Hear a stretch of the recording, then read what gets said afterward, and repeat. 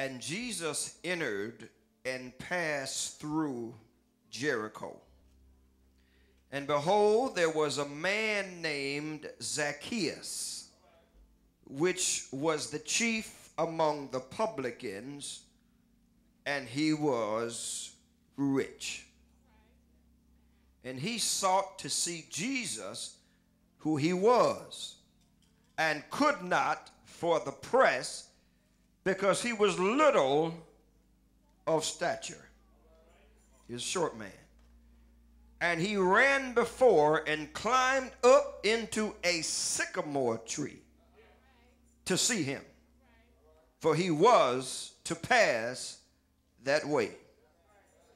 And when Jesus came to the place, he looked up and saw him and said unto him, Zacchaeus, make haste, hurry up and come down, for today I must abide at thy house. Look at Jesus. Zacchaeus ain't invited him nowhere. Jesus is talking about, I'm coming over. And he made haste and came down, and he received him joyfully. And when they, see, that's why I don't like they in church. Folk, they said, now, every time somebody mentions they, there's something behind it. And when they saw it, they all murmured, saying that he was gone to be guests with a man that is a sinner. See, they ain't man or woman enough to tell you who they are. They can hide in the crowd. And Zacchaeus stood regardless of what they say. And he said unto the Lord, behold, Lord, the half of my goods I give to the poor. And if I have taken anything from any man by false accusation, I will restore him fourfold. Despite what they said, Jesus said unto him, this day is salvation come to this house. Notice he didn't say that to the they group. He said it to him. For as much as he, not they, also is a son of Abraham. And this is what he said to the they folk. For the Son of Man is come to seek and to save that which was lost. The word of God.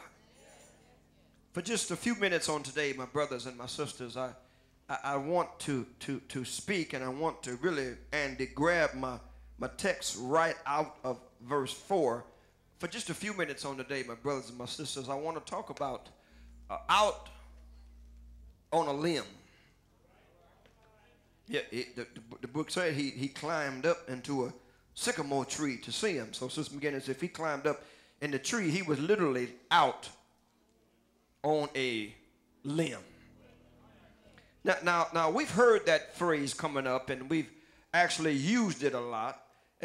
Michael Hightower, when we refer to someone being out on a limb, that means to put oneself, Tony, in an isolated or disadvantaged position in support of one support of someone or something. If you really want to know what out on a limb looks like, all you need to do recently is watch one of the Republican debates and listen to the answer. And when you hear the answer, you will see that those folk is really just out on a limb. Yeah, I told you, Mr. Kane knows more than I do that he is not going to be the president of the United States of America, but he's smart. He found out a couple years ago, if Sarah Palin can get rich, Herman Cain can get rich. I know I ain't gonna win the White House. I know that's out on a limb, but let me make some money in my book tour, and let me throw some letters out there. Let me throw some 999s around. They may laugh at me. They may call me stupid, but I'll be Herman Cain and all the way to the bank. He knows his chances is literally out on a limb. Now, the clear allusion to this phrase is to climbing trees. All of us may remember that time when you were small and Michael Hightower, when we were coming up, they used to have the apple trees in the neighborhood and the pear trees and the raspberry trees. And the owners didn't even mind if we climbed up the tree because they knew we was going to climb in anyway, so they may as well not mind. And I remember climbing the tree, and it was almost like the apple that you wanted, you had to kind of go out just to...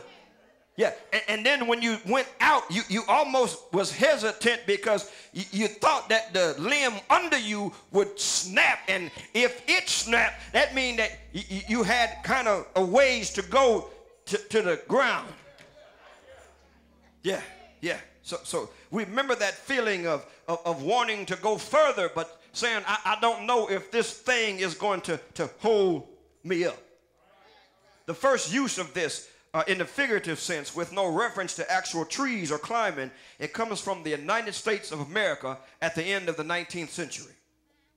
It was the Steubenville Daily Herald. It was October 1895, and this is the first reference made to this out on the limb. The article said, "We can carry the legislature like hanging out a washing." It went on to say the heft, which means the main part of the fight, will be in Hamilton country. And there's the article went on to say that if we can get the 14 votes of Hamilton, we've got them out on a limb. And now, Kevin, all we've got to do then is shake it or saw it off.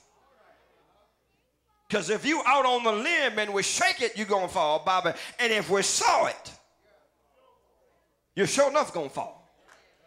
So now, it was originally, again, spoken of because of a disadvantaged position. But on today, Nisi, we want to look at this phrase out on the limb, and we want to use this for an advantaged position and not a disadvantaged position. We want to look at this text today. We looked at Zacchaeus and found out, Pastor Williams, that something happened because as I read the text, in verse 1, he was hearing about Jesus as he passed, and then some things happened between verses 2 and through verse 9. Rocky, as I looked at it, Zacchaeus climbed up into the tree, and when he climbed up into the tree, he was a sinner. But about time his foot hit the ground, he was a son of Abraham. And something happened. I really want to know, Digger Richardson, something took place when he was out on that limb that changed his circumstances. So what I want to do for the next 3 weeks, I want to look at what happened as a result of this little bitty man climbing up into this sycamore tree. I want to show you 3 things, but there's so much in them 3 things, it's going to take me 3 weeks to tell you. So first of all, the first thing that happened to him as a result of him climbing up into the sycamore tree, verses 1 through 4 tells us that firstly, he experienced a divine confrontation. He did. It's right there in verses 1 through 4. And as we look at Zacchaeus and his divine confrontation, I want to show you 3 things about Mr. Zacchaeus so we can have a little bit better background and appreciate more the information in which the text gives us. First of all, let's look at his description of Mr. Zacchaeus. Look at the text. It said, "And behold, there was a man named Zacchaeus, which was the chief among the publicans." He was John Boehner, and he was rich. It said publicans. I just thought I put a "re" in front of it. The publicans, they all rich. See, even in the Bible. He may have been little in stature, but he was large in substance. He was the chief among the publicans, and the text said he was rich. As my daddy would say, he had more money than Carter got liver pills. The text Kevin said he was rich.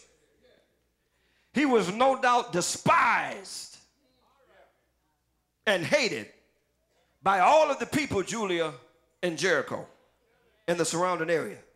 After all now, he was an employee of the Roman government. And see, Floyd, what they did to finance their great world empire, they levied heavy taxes upon all the nations that was under their control and authority. Yeah. I tell you, the text tells us that they were tax collectors and they were notorious for overcharging the folk. For example, if Rome levied a 5% tax on the people, the tax collectors would hike it up to 10 or 15 or whatever they wanted because they was in control. And as a result, the publicans were guilty of gross extortion of the people. And it was really offensive to the Jews, Sister Mary Ogletree, because see, these was Jews by birth, and they chose to work for the Roman government. So the Jews saw them as cheaters and turncoats. Yeah. And see, the reason the Jews hated the taxation, because the publicans were supporting a secular government. And they were also supporting their pagan gods. So the Jews could not stand the publicans. WM would say they didn't set horses. Yeah, they wasn't bedfellows, Mike. They couldn't stand one another, kind of like Romney and that crazy guy from Texas. So they were viewed as the worst of sinners. Zacchaeus was an important man, but he was an immoral man. He was not only short in stature, he was short on integrity. And he was even shorter in loyalty. He was only loyal to one thing, and that was the almighty dollar. He didn't necessarily care about the publicans. He didn't care what the Jews said. All he was concerned about was them Benjamins that you fold. He was concerned with how players money.